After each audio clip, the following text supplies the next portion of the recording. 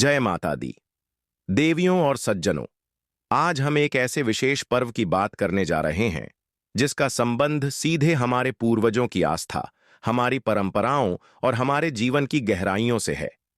यह पर्व न केवल आध्यात्मिक रूप से महत्वपूर्ण है, बल्कि यह हमारे दैनिक जीवन में आने वाली कठिनाइयों, संकटों और अदृश्य शक्तियों के प्रभावों से रक्षा करने वाला भी है।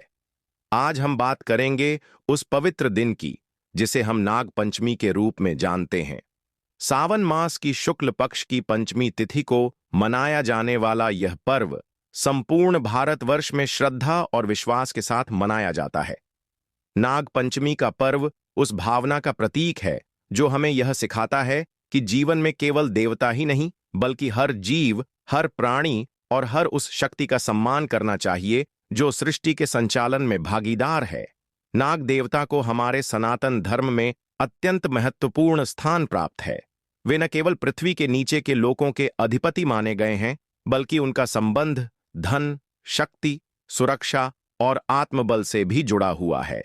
जिन लोगों की जन्म कुंडली में कालसर्प दोष होता है, जिनको बार बार सपनों में सर्प दिखाई देते हैं, जिनके जीवन में निरंतर बाधाएं आती हैं, उनके लिए यह दिन अत्यंत कल्याणकारी होता है।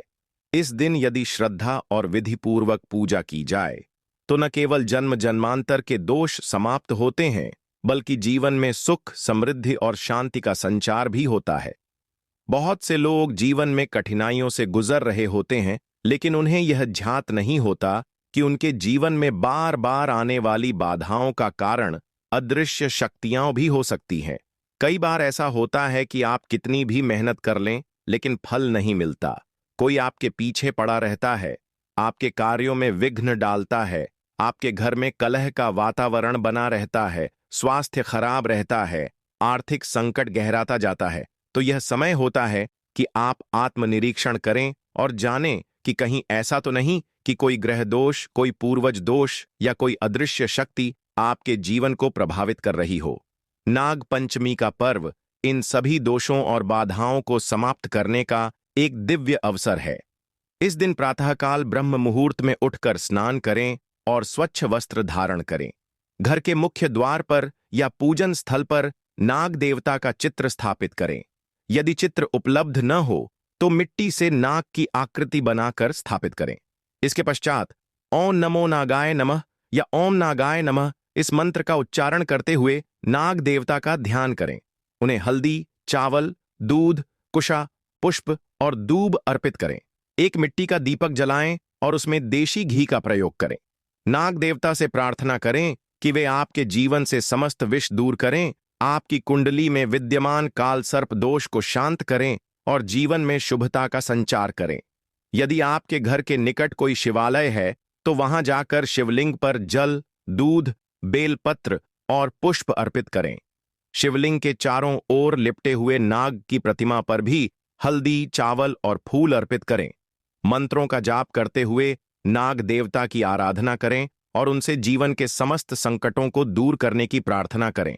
यदि संभव हो तो किसी सपेरे को इस दिन दक्षिणा दें या भोजन कराएं, क्योंकि नागों की सेवा का पुण्य आपको उन तक पहुंचाता है जो इनका संरक्षण करते हैं। सपेरे को दिया गया अन्न और धन सीधे नागों की कृपा प्राप्त करने का माध्यम बनता है। इस दिन घर के सभी सदस्य यदि एक साथ मिलकर पूजा करें तो उसका प्रभाव कई गुना बढ़ जाता है। विशेष रूप से जिन लोगों को जीवन में बार बार रुकावटें आती हैं, कार्य सिद्ध नहीं होते, नौकरी में अड़चन आती है, व्यापार में हानि होती है, वैवाहिक जीवन में तनाव रहता है, संतान बाधा होती है, उन्हें यह पूजा विशेष रूप से करनी चाहिए। नाग पंचमी की शुभ मुहूर्त की बात करते हैं। अब तो नाग पंचमी 2025 में 28 जुलाई दोपहर के समय 12:40 पर शुरू हो रहा है। दोपहर 3:15 तक रहेगा। तो धार्मिक मान्यताओं के अनुसार नाग पंचमी का पर्व 29 जुलाई को ही मनाया जाएगा। तो दोस्तों, आप लोगों के लिए यह वीडियो बनाई गई है ताकि आप लोग सही विधि सही दिन को पूजा करें। तो वीडियो को एक लाइक जरूर करें।